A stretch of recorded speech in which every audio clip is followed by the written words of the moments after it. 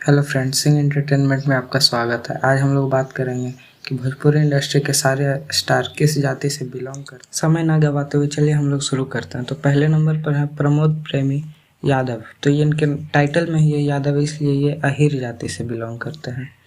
दूसरे नंबर पर हैं चिंटू पांडे। चिंटू पांडे, इनके टाइटल से ही पता चलता है कि ये ब्राह्मण जाति से बिलोंग करते हैं। 3 नंबर में है हमारे अरविंद अकेला या फिर कल्लू।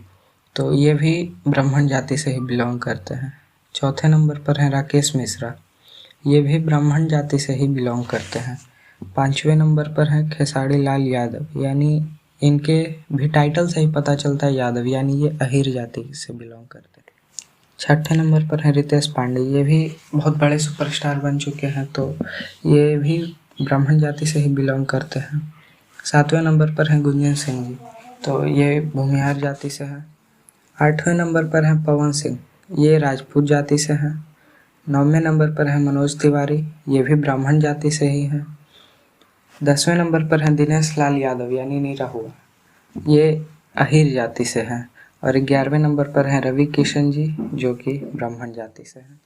यदि वीडियो पसंद आया हो तो वीडियो को लाइक और शेयर जरूर करें, चैनल को सब्सक्राइब करें। धन्यवाद।